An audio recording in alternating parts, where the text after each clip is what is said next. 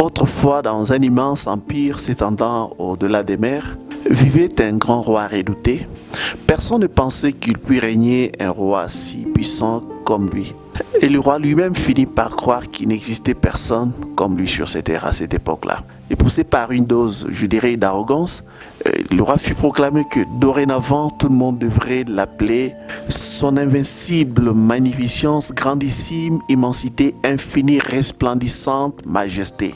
Et il ordonna aux gardes d'arrêter tout le monde qui ne l'appellerait pas ainsi. Et un jour, le capitaine de garde se présenta devant lui, mettant son genou à terre, et se prosterna devant lui et lui dit: « Oh, invincible magnificence, grandissime immensité, infinie, resplendissante majesté. Nous avons ici un homme qui refuse de vous appeler ainsi. Amenez-le-moi, ordonna le roi.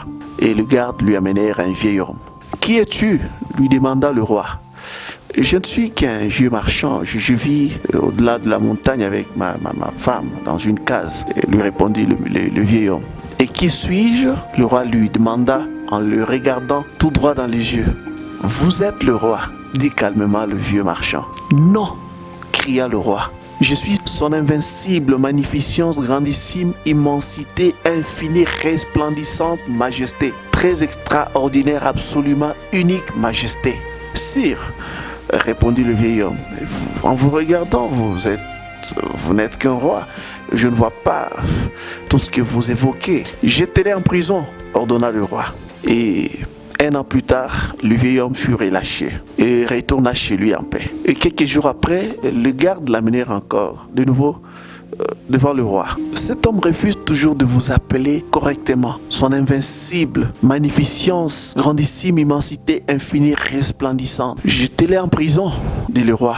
Il finira par... Le vieil homme fut relâché au bout de 2 ans. Il a passé 2 ans dans la prison et après, il fut relâché. Et le roi ne pensait pas qu'il pouvait encore résister à l'appeler ainsi. Et le roi, il s'est dit dans son cœur, qu'est-ce qui ne va pas avec ce vieil homme? Alors, une nuit, il s'est rendu furtivement chez le vieux marchand. Et en arrivant à la fenêtre, alors il a entendu le vieil homme qui discutait avec sa femme. Et sa femme s'est plaignée du fait que le roi était méchant.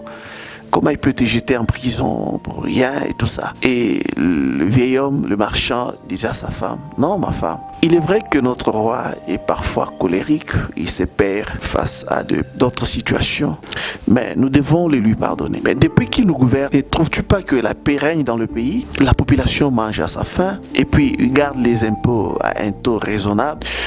Tu te souviens qu'il a distribué récemment plusieurs de ses domaines à des centaines de paysans pour que chacun puisse avoir un lopin de terre qui lui appartient. Oui, vraiment, nous avons infiniment de chance.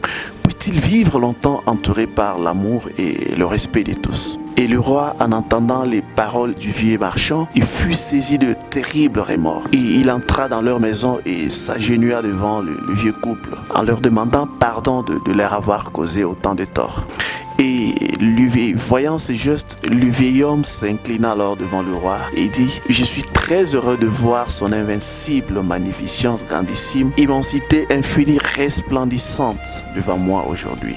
Et le roi surpris lui demanda: mais pourquoi mon ami m'as-tu appelé ainsi alors que j'étais injustement emprisonné pendant toutes ces années pour n'avoir pas prononcé ces mêmes paroles? Et le vieil homme lui dit: Sa Majesté, seul le plus grand d'entre tous les hommes sait s'humilier et demander sincèrement pardon. Aujourd'hui, vous méritez vraiment toute la reconnaissance de votre grandeur. Et lorsque le roi retourna dans son palais, il prit des dispositions pour que le vieil couple ne manque plus de rien et annula le décret qui ordonnait qu'on puisse l'appeler ce nom-là. Le plus grand d'entre tous les hommes, c'est celui qui sait s'humilier et demander pardon sincèrement.